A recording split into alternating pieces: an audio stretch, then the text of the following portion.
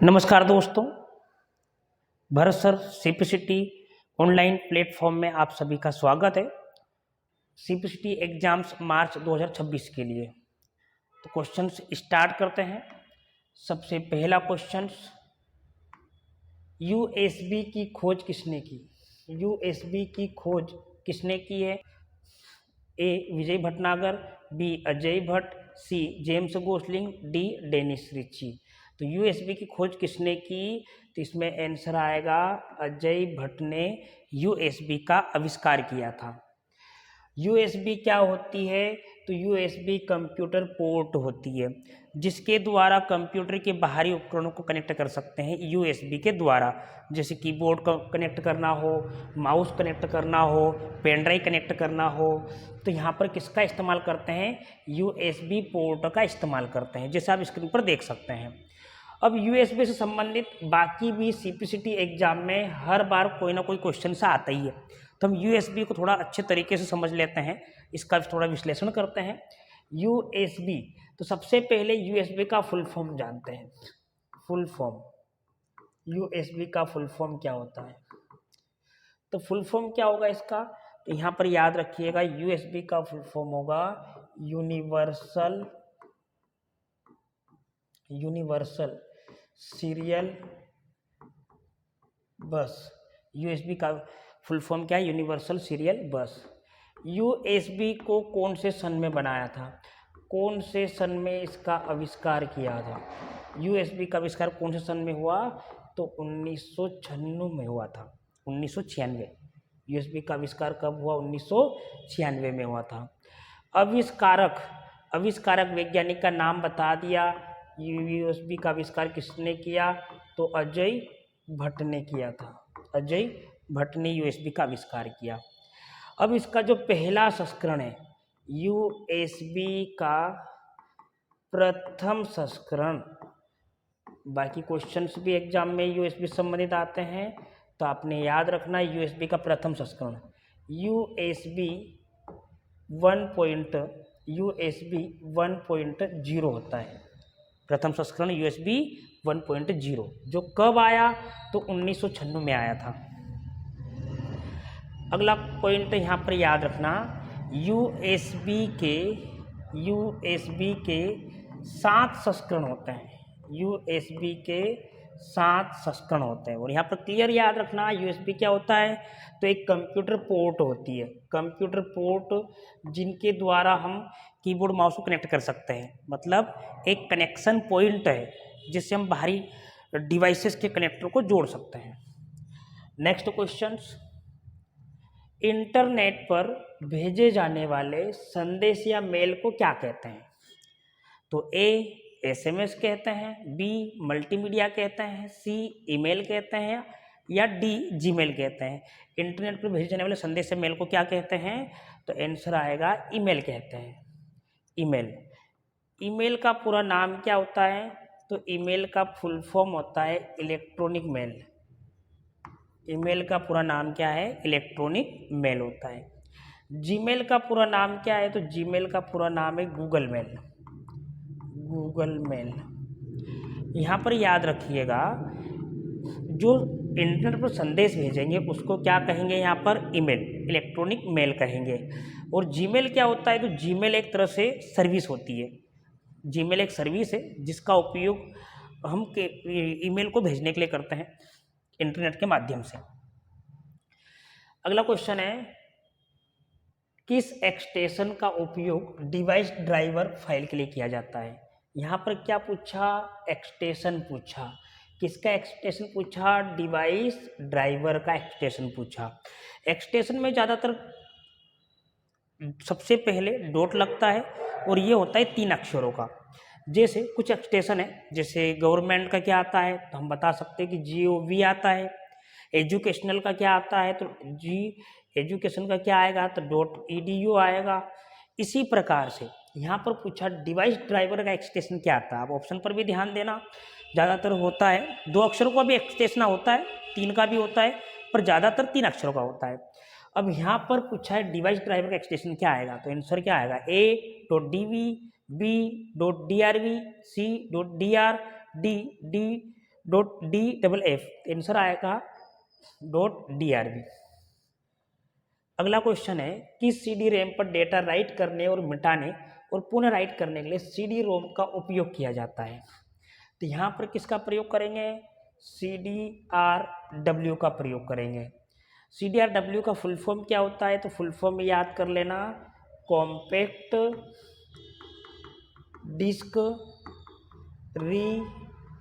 Rewritable, ये इसका full form है, जिसमें बार बार डेटा को लिख सकते हैं, मतलब रिकॉर्ड कर सकते हैं, और बार बार उस डेटा को मिटा सकते हैं, फिर रिकॉर्ड कर सकते हैं। तो ऐसा कौन सी डिस्क में होता है? CDRW में होता है। आगे के फुल फॉर्म भी कुछ है, जैसे यहाँ पर आपने याद रख लेना। DDR का मतलब क्या होता है? तो DDR का मतलब होता है डबल डाटा रेट। आपको नहीं मालूम तो यहाँ पर याद रख लेना, डबल डाटा रेट। CDW। आगे देखेंगे बैकअप फाइल। बैकअप फाइल में कौन सी फाइल फॉर्मेट होती है? कौन सी फाइल फॉर्मेट होती है?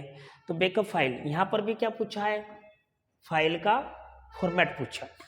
अब किसका फॉर्मेट पूछा है? तो बैकअप का। अब यहाँ पर भी क्या लगा हुआ है? सबसे पहले डॉट लगा है और BA डॉट लगा है और BAK, तो आंसर यही आएगा .BAK। नेक्स्ट क्वेश्चन, किसी कंप्यूटर टावर से जुड़े हुए हार्डवेयर को क्या कहते हैं? टावर से। अब टावर किसको कहते हैं? तो ये होता है मॉनिटर, ये होता है हमारा सिस्टम यूनिट जिसको कहते हैं CPU, और इसी को कहते हैं टावर। और इसमें क्या होती है? कंप्यूटर पोर्ट होती है एक से ज़्यादा, जिसमें क्या कर सकते हैं हम, यहाँ पर जो टावर होता है इसमें इनपुट और आउटपुट दोनों प्रकार की डिवाइसेस कनेक्टेड होती है, दोनों प्रकार के उपकरण कनेक्टेड होते हैं, इनपुट भी और आउटपुट भी। अब जैसे इस टावर से, मतलब इस सिस्टम से क्या क्या कनेक्ट कर सकते हैं? तो हम कनेक्ट कर सकते हैं कीबोर्ड। दूसरा क्या कनेक्ट करेंगे? ये सबसे प्रचलित डिवाइस है, माउस। और क्या कनेक्ट करेंगे? प्रिंटर। और क्या कनेक्ट करेंगे इसी से हम? मॉनिटर। तो ये डिवाइसेस कनेक्ट करेंगे। इसमें अभी ये दो डिवाइस क्या है? तो यहाँ पर याद रखिएगा, दो डिवाइस क्या है? तो ये क्या है? इनपुट है, कीबोर्ड और माउस। अब यहाँ पर मॉनिटर प्रिंटर क्या है? तो ये कैसे डिवाइसेस है? आउटपुट। और हम लगाया कहाँ पर हमने इसको? सिस्टम में, मतलब इस टावर में। क्या जोड़े हमने? हार्डवेयर। तो इनपुट आउटपुट दोनों का मिश्रण क्या कहलाता है? तो दोनों का मिश्रण यहाँ पर क्या कहलाता है? पेरिफेरल डिवाइस कहलाता है। तो इसमें आएगा पेरिफेरल ऑप्शन से आएगा। बाकी CPU क्या है? CPU कंप्यूटर का एक मुख्य प्रोसेसर होता है जो प्रोसेसिंग करता है, जिसका पूरा नाम है सेंट्रल प्रोसेसिंग यूनिट होता है। इसके डिटेल्स और आगे पढ़ेंगे हम। सॉफ्टवेयर किसको कहते हैं? सॉफ्टवेयर निर्देशों का समूह क्या है? प्रोग्राम। प्रोग्रामों का समूह क्या कहलाता है? सॉफ्टवेयर। और सॉफ्टवेयर का इस्तेमाल कहाँ करते हैं? तो किसी हार्डवेयर को चलाने के लिए। इसके बाद स्टोरेज जहाँ पर हम डेटा को स्थायी या अस्थायी तौर पर संग्रहित करते हैं, वो स्टोरेज माध्यम होता है जिसको कहते हैं मेमोरी। तो यहाँ पर आंसर क्या आएगा? टावर किसको कहते हैं? तो पेरिफेरल आएगा यहाँ पर, और ये हमारा टावर है जिसको कहते हैं सिस्टम यूनिट।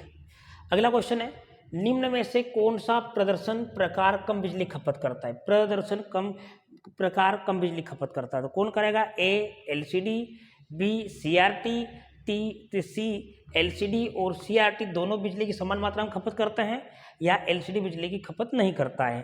तो इसमें क्या आएगा? क्या पूछा? कम बिजली खपत करता है। सबसे कम बिजली खपत कौन करेगा? LCD करेगा। यहाँ पर याद रखेगा LCD का पूरा नाम क्या होता है? तो LCD का पूरा नाम होता है liquid crystal display, liquid crystal display. अब यहाँ पर CRT का फुल फॉर्म भी याद कर लेना, CRT। अब CRT का क्या आएगा? तो CRT का फुल फॉर्म आएगा कैथोड रे ट्यूब आएगा। ठीक है, फुल फॉर्म याद रखना। आंसर आएगा इसका LCD। नेक्स्ट क्वेश्चन, कर्नेल क्या है? कर्नेल क्या है? तो कर्नेल किससे जुड़ा हुआ है? कर्नेल एक प्रोग्राम से होता है जो कहाँ पर पाया जाता है? तो आपने याद रखना है, ये ऑपरेटिंग सिस्टम में पाया जाता है कर्नेल। नेक्स्ट क्वेश्चन, उनकी कार्य क्षमता को बढ़ाने के लिए मौजूदा ड्राइवर में नई सुविधाओं को जोड़ने की प्रक्रिया को क्या कहते हैं? अगर कार्य क्षमता बढ़ाना है किसी डिवाइस में, किसी ड्राइवर में, ड्राइवर का मतलब होता है सॉफ्टवेयर, किसी भी हार्डवेयर को चलाने के लिए किसी सॉफ्टवेयर की आवश्यकता होती है, उस सॉफ्टवेयर को कहते हैं डिवाइस ड्राइवर कहते हैं। अब उसमें कुछ नई फीचर्स ऐड करना हो तो उसको क्या करना पड़ेगा वहाँ पर, तो नया फीचर्स ऐड करने के लिए क्या करना पड़ेगा, अपडेट। यहाँ पर माफ करना, अपडेट आएगा, अपडेट, अपडेट। नेक्स्ट क्वेश्चन, मेनू रिबन में एमएस वर्ड 2016 दस्तावेज मतलब डॉक्यूमेंट में प्रतीकों को जोड़ने के लिए विकल्प शामिल है। प्रतीकों को जोड़ने के लिए, प्रतीक मतलब यहाँ पर चिन्ह वगैरह, सिंबल्स वगैरह ऐड करना हो एमएस वर्ड डॉक्यूमेंट 2016 में, तो किसका प्रयोग करेंगे? कौन सा इसमें से मेनू आएगा? ए होम मेनू आएगा, बी इंसर्ट मेनू आएगा, सी रिव्यू मेनू आएगा, या डी मेलिंग आएगा? तो यहाँ पर सिंबल, प्रतीक, प्रतीक मतलब सिंबल या चिन्हों को ऐड करना हो तो ये कहाँ पाए जाते हैं, कौन से मेनू में पाए जाएंगे? इंसर्ट मेनू में पाए जाएंगे। नेक्स्ट क्वेश्चन, निम्न में से कौन आउटपुट डिवाइसेस नहीं है? आउटपुट, आउटपुट का मतलब क्या होता है? तो ऐसा डिवाइस जिसके माध्यम से हम परिणाम या रिजल्ट को प्राप्त करते हैं, परिणाम या रिजल्ट को प्राप्त करते हैं, उसको क्या कहते हैं? आउटपुट डिवाइसेस कहते हैं। अब क्वेश्चन में क्या पूछा? आउटपुट डिवाइसेस क्लियर हो गया आपको? आउटपुट डिवाइस किसको कहते हैं? जहां पर हमको परिणाम या रिजल्ट प्राप्त होता है उसको आउटपुट कहते हैं। ठीक है, अब क्वेश्चन में क्या पूछा? आउटपुट डिवाइसेस नहीं है, नहीं है पूछा है। तो यहाँ पर देखो, ए प्लॉटर, बी स्पीच सिंथेसाइजर्स, सी चुंबकीय शाही चिन्ह पहचान मतलब MICR, और डी स्मार्ट और बुद्धिमान टर्मिनल्स। तो इसमें ऑप्शंस क्या आएगा, आंसर क्या आएगा? इसमें आएगा MICR, MICR आएगा। ये इनपुट डिवाइसेस है MICR। MICR का फुल फॉर्म क्या होता है? तो MICR का फुल फॉर्म होता है magnetic ink character reader. Full form है MICR का मैग्नेटिक इंक कैरेक्टर रीडर्स। अब MICR के बारे में थोड़ा सा और जान लेते हैं, जो एग्जाम्स में क्वेश्चन आते हैं। MICR को और किस नाम से जानते हैं? तो MICR को यहाँ पर कहते हैं माइकर। MICR को और क्या कहते हैं? याद रखिएगा, MICR को क्या कहते हैं? माइकर कहते हैं। MICR को माइकर कहा जाता है। इसका इस्तेमाल कहाँ पर होता है? तो इसका इस्तेमाल होता है बैंकों में, बैंकों में। और बैंकों में किस काम के लिए होता है? तो बैंकों में चेक व ड्राफ्ट, बैंकों में चेक व ड्राफ्ट को जांचने के लिए प्रयोग होता है, जांचने के लिए प्रयोग होता है। अगला याद रखना, MICR कोड, MICR कोड संख्या, MICR कोड संख्या कितनी होती है? तो MICR संख्या का कोड होता है 9 अंकों का कोड होता है, 9 अंकों का कोड होता है, 9 अंकों का कोड होता है। जो किसका बना होता है? तो किसका बना होता है 9 अंकों का कोड? Magnetic ink. मैग्नेटिक का मतलब क्या है? स्याही। मैग्नेटिक का मतलब क्या है? चुंबकीय। मैग्नेटिक का मतलब होता है चुंबकीय स्याही का बना होता है, चुंबकीय स्याही का बना होता है। यहाँ पर याद रखिएगा, चुंबकीय स्याही, चुंबकीय स्याही का बना होता है। क्या? MICR कोड बना होता है। अगला क्वेश्चन, उच्च स्तरीय भाषा, उच्च स्तरीय भाषा सी का आविष्कार किसने किया? यहाँ पर ध्यान दीजिएगा, कंप्यूटर की भाषाएं कितने प्रकार की होती है? तो कंप्यूटर की भाषाएं 2 प्रकार की होती है। पहला होता है निम्न स्तरीय भाषा और दूसरी होती है उच्च स्तरीय भाषा। ठीक है, निम्न स्तरीय भाषा में 2 भाषाएं आती है, पहली होती है मशीनी भाषा और दूसरी होती है असेंबली भाषा। क्लियर? जिसमें से कंप्यूटर की मुख्य भाषा है मशीनी भाषा। अब दूसरी भाषा जो है वो है उच्च स्तरीय भाषा, और उच्च स्तरीय भाषा कौन समझता है? मनुष्य, जिससे क्या करते हैं, जिससे प्रोग्राम वगैरह प्रोग्रामिंग किए जाते हैं। और जो प्रोग्रामिंग भाषा होती है वो कौन सी कहलाती है? उच्च स्तरीय भाषा। और यहाँ पर उच्च स्तरीय भाषा सी का आविष्कार किसने किया? तो आंसर आएगा डेनिस रिची। याद रखिएगा, उच्च स्तरीय भाषा सी भाषा का आविष्कार किसने किया? तो क्या आएगा? Dennis Ritchie. अगला क्वेश्चन, कंप्यूटर के स्टार्टअप निर्देश कहाँ संग्रहित होते हैं? तो कंप्यूटर के स्टार्टअप निर्देश, कंप्यूटर को जब स्टार्ट किया जाता है तो उसके निर्देश कहाँ स्टोर होते हैं? तो उसके निर्देश कहाँ स्टोर होते हैं? कौन सी मेमोरी में होते हैं? तो यहाँ पर याद रखिएगा रोम मेमोरी में। और रोम मेमोरी में स्टार्टअप के लिए किसका प्रयोग किया जाता है? बायोस का। तो यहाँ पर जैसे हमको आंसर पता ही चल रहा है, इसका आंसर क्या आएगा? रोम बायोस। रोम का पूरा नाम क्या है? रोम का पूरा नाम क्या होता है? तो रोम का पूरा नाम है रीड ओनली मेमोरी। ये है रोम का फुल फॉर्म। और बायोस का फुल फॉर्म क्या है? तो बायोस का फुल फॉर्म होता है बेसिक इनपुट आउटपुट सिस्टम्स। और स्टार्टअप के लिए कौन काम करता है? स्टार्टअप के लिए कौन काम करता है? बायोस। जब कंप्यूटर को हम पावर बटन से चालू करते हैं, चालू करने के बाद सबसे पहले जो प्रोग्राम्स काम करता है वो होता है बायोस। बायोस ऑन होता है और सभी हार्डवेयर और ऑपरेटिंग सिस्टम को चालू करता है। ठीक। अगला क्वेश्चन, माइक्रोसॉफ्ट वर्ड डिफॉल्ट रूप से रूलर मापनी पर प्रत्येक पर एक टेप के स्थान पर रखता है। मापनी पर प्रत्येक एक टेप के स्थान पर रखता है। तो यहाँ पर कौन रखेगा? मतलब ये कहा गया है कि जैसे कर्सर यहाँ है और यहाँ से हम अगर टेप बटन दबाएंगे तो छलांग लगाकर आगे बढ़ेगा। ठीक है। अब यहाँ से यहाँ तक की दूरी कितनी होती है? मापन पूछा है, तो यहाँ से यहाँ तक की दूरी कितनी होती है? 0.5 इंच की दूरी होती है। मतलब यहाँ पर 0.5 इंच की क्या है? ये खाली जगह को क्या कहते हैं? तो खाली जगह को यहाँ पर क्या कहा जाता है? मार्जिन कहते हैं। तो आंसर आएगा 0.5। कर्सर एक बार जैसे टेप बटन क्लिक करेंगे तो छलांग लगाकर आगे बढ़ जाएगा और वो खाली स्थान को क्या कहते हैं? मार्जिन। अब यहाँ पर इतनी दूरी की मार्जिन को क्या बोलेंगे? 0.5 इंच। अगला क्वेश्चन है, MS एक्सेल 2016 में फार्मूला और फंक्शन दोनों के आगे क्या होना चाहिए? एक्सेल उन्हें समझ सके। तो सबसे पहले हर फार्मूले में सबसे पहला चिन्ह कौन सा लगता है? तो सबसे पहला चिन्ह यहाँ पर क्या लगेगा? बराबर साइन लगेगा। हर फार्मूले का पहला साइन क्या लगेगा? यहाँ पर बराबर, मतलब इक्वल लगेगा। कोई सा फॉर्मूला स्टार्ट करेंगे सबसे पहला चिन्ह इसी को लगाना होगा, इक्वल। अगला क्वेश्चन है, MS वर्ड 2016 में आप किसी डॉक्यूमेंट को पिछले वर्ड संस्करण में सहेजने के लिए स्वरूप का चयन कर सकते हैं। सहेजने के लिए। सहेजने का मतलब क्या होता है? आजकल ना CPCT के ज़्यादातर क्वेश्चन से हिंदी मीडियम वालों के लिए हिंदी में दिए हैं, उसमें इंग्लिश भाषा का प्रयोग नहीं हो रहा है, तो आपको हिंदी वर्ड ज़्यादा समझने होंगे। जैसे यहाँ पर सहेजने के लिए क्या है? सेव।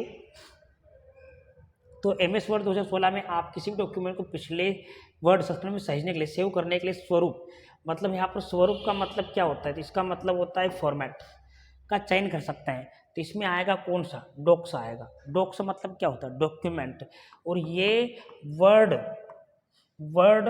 2016, 2019 आदि जो नया वर्जन है MS वर्ड का, उसका एक तरह से क्या होता है? तो उसका एक क्या है? एक्सटेंशन है। एक्सटेंशन किसका एक्सटेंशन है? तो डॉक्यूमेंट का। या फिर किसका एक्सटेंशन है? वर्ड का। किसी एग्जाम में पूछा MS वर्ड का एक्सटेंशन क्या होता है? तो डॉक्स। या डॉक्यूमेंट का एक्सटेंशन क्या होता है? तो डॉक्स, DOCX। आंसर आएगा डॉक्स। नेक्स्ट क्वेश्चन, निम्न उपकरणों में से किसमें आप अतिरिक्त एक्सेस प्रदान करने के लिए विभिन्न मल्टीपोर्ट कार्डों का प्लग कर सकते हैं?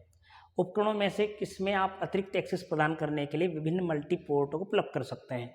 जैसे जैसे नेटवर्क का आकार बढ़ता है, यहाँ पर ये जो ऑप्शंस लिखे हैं, A switch, B bridge, C repeater और D गेटवे, ये चारों है क्या? तो यहाँ पर याद रखना, ये चारों है नेटवर्किंग डिवाइस। ये चारों क्या है? तो यहाँ पर याद रखिएगा नेटवर्किंग डिवाइस। इनको कहते हैं नेटवर्किंग डिवाइस। किसी नेटवर्क का आकार बढ़ाना है या दो से अधिक उपकरणों को आपस में कनेक्टेड करना है तो प्रयोग में आते हैं नेटवर्किंग डिवाइसेस। अब यहाँ पर कहा गया है कि मल्टीपोर्ट कार्डों को प्लग कर सकते हैं और नेटवर्क का आकार बढ़ाना है। अब नेटवर्क का आकार बढ़ाना भी है और मल्टीपोर्ट कार्ड होना चाहिए, तो हम इसको समझते हैं यहाँ पर किसका प्रयोग करते हैं। तो समझते हैं, सबसे पहला क्या लिखा हुआ है, स्विच। स्विच स्विच में क्या होता है, तो यहाँ पर याद रखना स्विच में होती मल्टीपोर्ट। मल्टीपोर्ट मतलब एक से ज़्यादा पोर्ट होती है जिसमें हम एक से अधिक उपकरणों को कनेक्ट कर सकते हैं। मतलब एक से अधिक कंप्यूटर को आपस में कनेक्ट करना हो तो उसके लिए क्या चाहिए, मल्टीपोर्ट, जो किस में होती है, स्विच में होती है। ठीक है, और इससे हम नेटवर्क के आकार को बढ़ा सकते हैं। तो आंसर हमारा क्या आ जाएगा यहाँ पर, स्विच। अब दूसरा ऑप्शन क्या है, ब्रिज। ये भी नेटवर्किंग डिवाइसेस है, ये सभी हार्डवेयर है एक तरह से। इसके बाद क्या, रिपीटर। रिपीटर क्या काम करता है, कमजोर पड़ चुके सिग्नल्स की शक्ति को बढ़ाता है।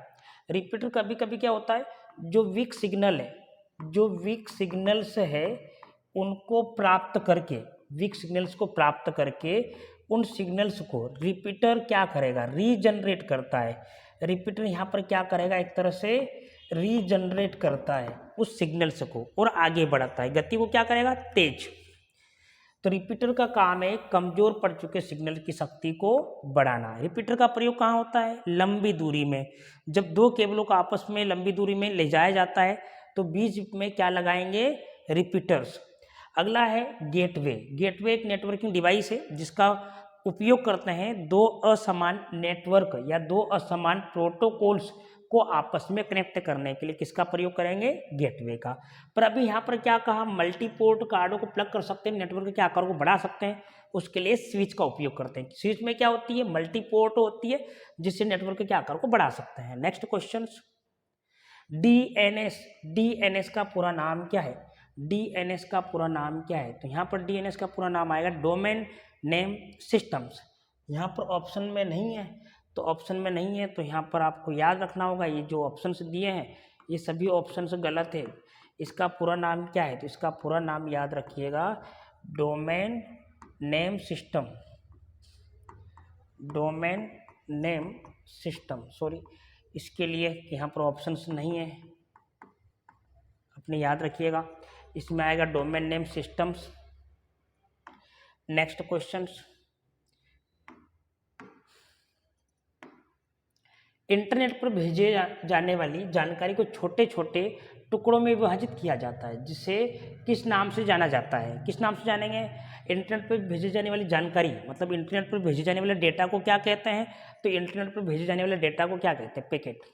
हम इंटरनेट के माध्यम से जो भी डेटा भेजते हैं वो टुकड़ों में जाता है और टुकड़ों को क्या कहते हैं यहाँ पर, पैकेट। तो पैकेट के रूप में पहुँचता है, जहाँ जिस स्थान तक हम पहुँचाना चाह रहे हैं, जिस व्यक्ति के पास डेटा हम भेज रहे हैं वो पैकेट के रूप में जाता है। नेक्स्ट क्वेश्चन, संचार चैनल। संचार का मतलब क्या है, तो सूचनाओं का आदान प्रदान करना। तो संचार चैनल की क्षमता को मापना। संचार का मतलब क्या है, संचार का अर्थ याद रखना, सूचनाओं का आदान प्रदान करना।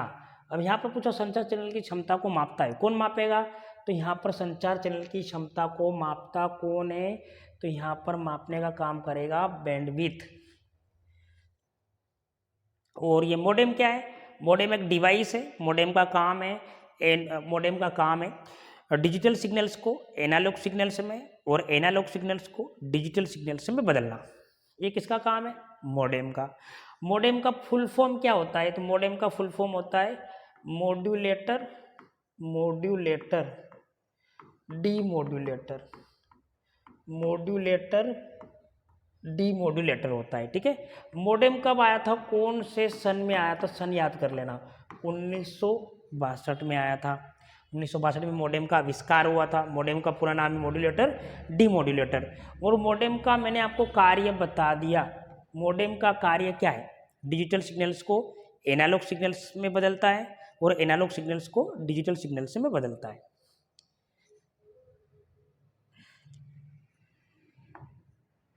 अगला क्वेश्चन है, कंप्यूटर नेटवर्क पर डेटा संचार के लिए नियम या दिशा निर्देश निर्दिष्ट करता है। नियम या दिशा निर्देश निर्दिष्ट करता है।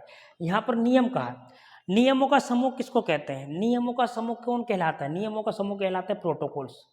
नियमों का समूह कौन कहलाता है? प्रोटोकॉल्स कहलाता है। प्रोटोकॉल कौन कौन से होते हैं? जैसे प्रोटोकॉल कौन से होंगे? प्रोटोकॉल किसको कहता है? TCP/IP, ये इंटरनेट के प्रोटोकॉल है। अगला प्रोटोकॉल है HTTP, ये प्रोटोकॉल्स है। अगला है SMTP, ये प्रोटोकॉल्स है। अगला है SMTP के बाद IMAP, ये प्रोटोकॉल है। अगला है POP, ये प्रोटोकॉल्स हैं। POP3 चल रहा है, POP3, ये प्रोटोकॉल्स है। फुल फॉर्म याद नहीं हो तो याद कर लेना। प्रोटोकॉल का मतलब क्या बताया मैंने यहाँ पर, याद रखेगा। प्रोटोकॉल किसको कहते हैं? नियमों का समूह। नियमों का समूह क्या कहलाता है? प्रोटोकॉल्स कहलाता है।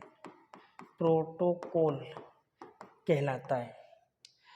TCP transmission control protocol, IP internet protocol, HTTP hyper text transfer protocol, SMTP simple mail transfer protocols, IMAP internet message access protocol, POP post office protocol 3। Next questions, दुनिया में सबसे बड़ा नेटवर्क कौन सा? नेटवर्क होता क्या है? दो या दो से अधिक कंप्यूटरों को आपस में कनेक्ट करना या दो या दो से अधिक डिवाइसेस को आपस में जोड़ना क्या कहलाता है? नेटवर्क। और नेटवर्क को कनेक्ट करने के लिए यहाँ पर किसका उपयोग करेंगे? तो दुनिया का सबसे बड़ा नेटवर्क कौन है? इंटरनेट है। इंटरनेट। अब थोड़ा सा यहाँ पर भी ध्यान देना, इंटरनेट का पूरा नाम क्या होता है? इंटरनेट का फुल फॉर्म, इंटरनेट का फुल फॉर्म क्या होता है? Inter connected network. Inter connected network, interconnected network होता है। VPN का पूरा नाम क्या है? इसका भी फुल फॉर्म याद कर लेना, वर्चुअल प्राइवेट नेटवर्क। वापस से दोहरा रहा हूं, वर्चुअल प्राइवेट नेटवर्क। इंट्रानेट एक निजी नेटवर्क होता है जो किसी संस्था में उपयोग होता है। और वेब का मतलब होता है वेबसाइट, जिसका उपयोग इंटरनेट में करते हैं। आगे पढ़ेंगे हम इसको और भी। किस बटन का उपयोग विंडो के डिस्प्ले के आकार को बढ़ाने के लिए करते हैं? आकार को बढ़ाने के लिए करते हैं। अगर कोई सा जैसे विंडो डिस्प्ले होगा जिसका आकार छोटा होगा, जैसे उसको बढ़ाने के लिए, जैसे मान लो हमने कोई सी फाइल ओपन कर दी, जैसे मान लो यहाँ पर हमने फाइल ओपन कर दी, ये विंडो है, इसको कहते हैं विंडो। अभी विंडो का आकार कैसा है? छोटा है। अब इसको फुल स्क्रीन में करना, आकार भी बढ़ाना है, तो ये बटन है जिसको क्या कहते हैं? तो मैक्सिमाइज। यहाँ पर ध्यान दीजिएगा, ये जो बटन्स हैं इस बटन को क्या कहते हैं? तो मैक्सिमाइज बटन्स कहते हैं। ये बटन्स कौन सा कहलाएगा? मैक्सिमाइज, जो विंडो के आकार को बढ़ाता है। ठीक, तो यहाँ पर याद रखिएगा, तो आंसर क्या आएगा इसमें? मैक्सिमाइज। वह कौन सी तकनीक है जिसकी मदद से किसी कंप्यूटर की इंफॉर्मेशन, यहाँ पर इंफॉर्मेशन है, इंफॉर्मेशन यहाँ पर याद रखिएगा, इंफॉर्मेशन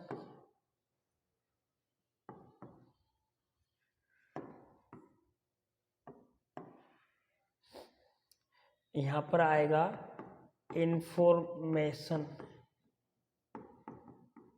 इंफॉर्मेशन को इस तरह परिवर्तित किया जाता है कि वह अपठनीय बन जाए। तो इसमें क्या ऑप्शन आएगा? अपठनीय बन जाए, जिसको हम पढ़ नहीं सकते हैं, वो क्या कहलाएगा? तो वो क्या कहलाएगा? यहाँ पर कूटलेखन कहलाएगा। मतलब यहाँ पर वो क्या कहलाएगा? इंस्क्रिप्शंस, कूटलेखन इंस्क्रिप्शंस कहलाएगा। याद रखिएगा। अगला क्वेश्चन, डेटाबेस का एक्सटेंशन क्या है? डेटाबेस का एक्सटेंशन पूछा है मैंने, अभी आपको समझाया कि कुछ एक्सटेंशन होते हैं जिनमें ज़्यादातर 2 अक्षर होते हैं। .db DB का मतलब क्या बन जाएगा? DB का मतलब क्या बनेगा? डाटाबेस। DB का मतलब है database. Next question, screen saver का उपयोग क्या होता है? स्क्रीन सेवर का उपयोग क्या होता है? तो इसमें ऑप्शन से क्या आएगा? विद्युत की खपत को कम करता है, विद्युत की खपत कम नहीं करता है, विद्युत की खपत बढ़ा देता है। या तो यहाँ पर पता ही चल रहा है क्या आएगा, विद्युत की खपत को बढ़ा देता है। नेक्स्ट क्वेश्चन, गणितीय कार्यों को परफॉर्म कौन करता है? गणितीय कार्यों को परफॉर्म कौन करता है? तो यहाँ पर ALU करता है। गणितीय कार्यों को परफॉर्म कौन करता है? ALU। ALU का फुल फॉर्म क्या होता है? ALU का फुल फॉर्म होता है arithmetic logic unit. Arithmetic logic unit होता है जो गणितीय काम करता है, और दूसरा काम करता है तार्किक। यहाँ पर याद रखिएगा ALU के दो काम है। क्या क्या काम होता है? तो ALU क्या काम करता है? पहला तो गणितीय कार्य करता है, गणितीय कार्य, और दूसरा काम कौन सा करता है? दूसरा काम करता है तार्किक क्रियाएं करता है। गणितीय क्रियाएं और तार्किक क्रियाएं करता है।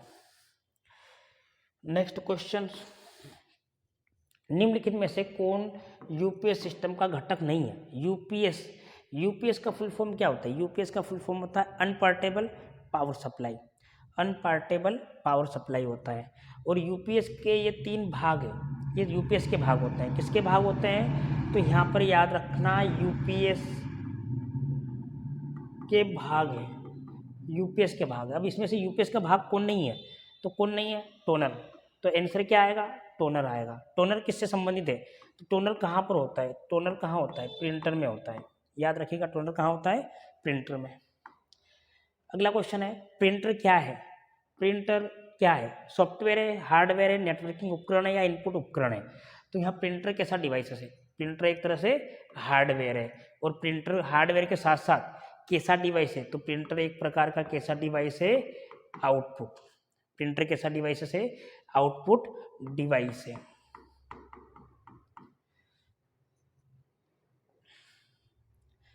स्थापित इंस्टॉल प्रिंटरों को देखने के लिए स्टार्ट मेनू विकल्प क्या है? इंस्टॉल्ड प्रिंटरों को देखने के लिए, तो इसमें कौन सा ऑप्शन आएगा? तो विंडोज कुंजी को दबाए, विंडोज कुंजी को दबाए और टाइप करें, ये आंसर आएगा। नेक्स्ट क्वेश्चन, प्रिंटर की गति इसकी निर्धारित करती है।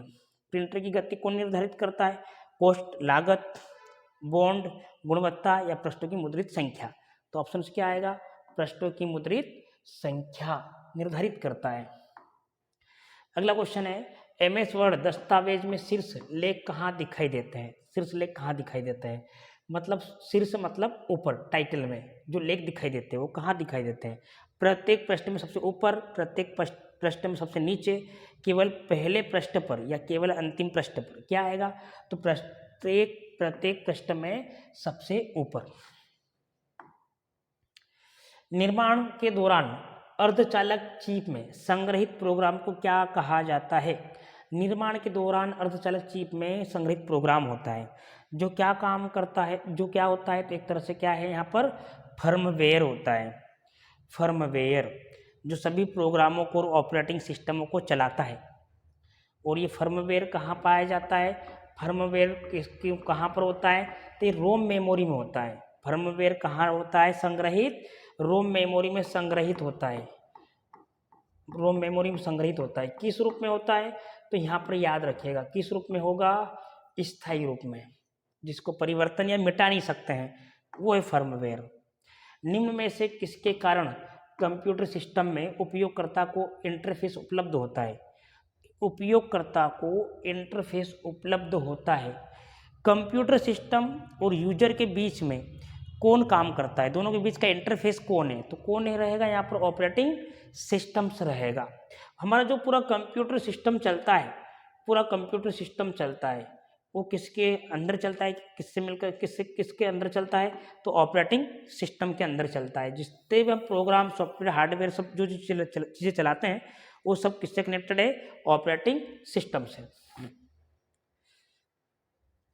निम्नलिखित में से कौन सा एक्सेल 2016 अंकगणित ऑपरेटर नहीं है? अंकगणित ऑपरेटर नहीं है, ये पूछा है। तो यहाँ पर अंकगणित ऑपरेटर नहीं है। कौन नहीं है? बराबर नहीं है। अब बराबर क्यों आएगा? बराबर किसे? तो बराबर किस में आएगा? आपको मैंने इसके पहले समझाया था ALU के बारे में। ALU के बारे में समझाया था। ALU का काम क्या होता है? तो हमने बताया था यहाँ पर ALU का काम है गणितीय क्रियाएं करता है। गणितीय क्रियाएं करता है। अब गणितीय क्रियाएं कौन कौन सी हो गई? प्लस, माइनस, मल्टीप्लाई और डिवाइड। ठीक। अब एएलयू क्या काम करता है? ये तो दूसरा काम। एएलयू का दूसरा काम क्या है? तो एक और काम करता है। कौन सा काम करता है? तार्किक क्रियाएं। तार्किक क्रियाएं। तार्किक का मतलब क्या होता है? तार्किक का मतलब होता है लॉजिकल। तार्किक का मतलब क्या होता है? यहाँ पर लॉजिकल क्रियाएं भी करता है। अब लॉजिकल में क्या आता है? लॉजिकल में जैसे कौन सी संख्या छोटी है, कौन सी संख्या बड़ी है और कौन सी संख्या बराबर है। आ गया? तो ऑप्शन से क्या आएगा? बराबर आएगा, क्योंकि ये किस में आएगा? लॉजिकल में आएगा, तार्किक में आएगा। इक्वल किस में आएगा? लॉजिकल में आएगा। तो ध्यान रखिएगा, यहाँ पर जो ऑप्शन है वो हमने यहाँ पर लगा दिया इक्वल लगाया। निम्नलिखित में से किस डिवाइस का उपयोग आपके कंप्यूटर को इंटरनेट से कनेक्ट करने के लिए किया जाता है? किसका प्रयोग करेंगे? जिससे हम कंप्यूटर को इंटरनेट से कनेक्ट कर सकते हैं। कंप्यूटर को इंटरनेट से कनेक्ट कर सकते हैं, उसके लिए किसका उपयोग करेंगे? मोडेम का प्रयोग कंप्यूटर और टेलीफोन लाइन के बीच में किया जाता है इंटरनेट का उपयोग करने के लिए। मोडेम का पूरा नाम बताया था मैंने, मॉड्यूलेटर, डीमॉड्यूलेटर होता है। मॉड्यूलेटर, डीमॉड्यूलेटर होता है। अगला क्वेश्चन है, एक्सेल में सभी सूत्र निम्न में से किस चिन्ह के साथ आते हैं, शुरू होते हैं? तो एक्सेल में हर एक फार्मूला कहाँ से शुरू होता है? तो बराबर से। नेक्स्ट क्वेश्चन, एमएस वर्ड निम्न में सिंबल डायलॉग बॉक्स के लिए मेनू पर क्लिक करें और सिंबल चुनें। कौन सा सिंबल चुनेंगे? कहाँ से चुनेंगे? तो सिंबल्स के ऑप्शंस कहाँ पर आएंगे? सिंबल्स आएगा कहाँ पर? इंसर्ट मेनू में आएगा। कौन से मेनू में सिंबल्स आएंगे? तो इंसर्ट मेनू में आएंगे, याद रखिएगा। एक्सेल 2016 में तीसरे स्तंभ और चौथी पंक्ति सेल का पता क्या है? तो सेल का पता पूछा यहाँ पर। एक्सेल में 2016 में तीसरे स्तंभ और चौथी पंक्ति। स्तंभ का मतलब क्या है? तो स्तंभ का मतलब यहाँ पर एक कॉलम, और पंक्ति का मतलब क्या है? तो पंक्ति का मतलब है रो। अब यहाँ पर पूछा है तीसरा कॉलम, तो हम तीसरा कॉलम बना देते हैं। ये कुछ कॉलम से बना दिया। अब इस कॉलम में रख देते हैं यहाँ पर सीरियल नंबर। ये कॉलम ए, ये कॉलम बी, ये कॉलम सी, ये कॉलम डी। अब यहाँ पर नंबर पंक्ति चाहिए हमको कितनी? 4। 1, उसके बाद 2, उसके बाद 3 और उसके बाद 4।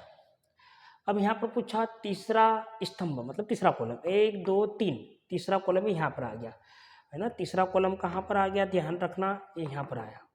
ठीक। अब पंक्ति कितनी कहा? 4। 1 2 3 4, ये पंक्ति हो गई, रो।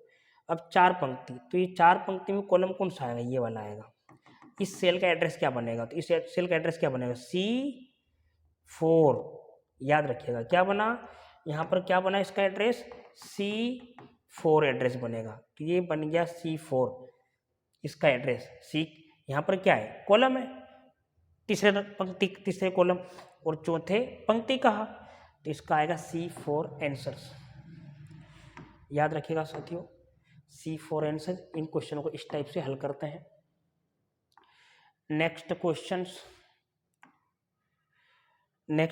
है, स्टार्ट बटन किस बार पर उपलब्ध होता है? तो ये कहाँ पर होगा? टास्क बार में। सी ऑप्शन आएगा, टास्क बार। अगला क्वेश्चन है, पीडीएफ का पूरा नाम क्या है? पीडीएफ का पूरा नाम पूछा है, तो पीडीएफ का पूरा नाम है portable document format. Portable document format है। ये यहाँ पर दिया सी वाला है, पोर्टेबल डॉक्यूमेंट फॉर्मेट, सी वाला आंसर। अगला क्वेश्चन है, AIFF का पूरा नाम क्या है? तो audio interchange file format. Next question, पहला ग्राफिकल वेब ब्राउजर कौन सा? सबसे पहला ग्राफिकल वेब ब्राउजर कौन सा? यहाँ पर ग्राफिकल वेब ब्राउजर पूछा, वेबसाइट का ब्राउजर पूछा है। तो पहला ग्राफिकल वेब ब्राउजर सबसे प्रचलित मोजेक है। मोजेक क्या है? तो मोजेक वेब ब्राउजर है। और मोजेक वेब ब्राउजर कौन सा है? तो वेब ब्राउजर कौन सा है? ग्राफिक्स। ये यहाँ पर जो सबसे प्रचलित है, प्रचलित याद रखना, प्रचलित कौन है? तो मोजेक है, ग्राफिकल वेब ब्राउजर। लेकिन इसमें मोजेक तो है नहीं, इसमें सबसे पहला पूछा तो प्रथम कौन सा? नेटस्केप है। सबसे प्रथम कौन सा है? नेटस्केप। और नेटस्केप ऑप्शन में नहीं आए तो यहाँ पर आपने लगा देना कौन सा ऑप्शन सा आएगा? Mosaic web browser. और मोजेक कैसा है? तो एक ग्राफिकल वेब ब्राउजर है, ग्राफिकल वेब ब्राउजर। और ये कैसा है? प्रचलित। और प्रथम कौन सा है? ये कैसा है? प्रथम। निम्नलिखित ब्रॉडबैंड विकल्पों में से कौन सा सबसे सस्ता है? ब्रॉडबैंड सेवा सबसे सस्ती कौन सी है? तो इसमें आएगा DSL, DSL digital subscriber line, ये सबसे सस्ती आएगी। और सबसे धीमी ब्रॉडबैंड कौन सी?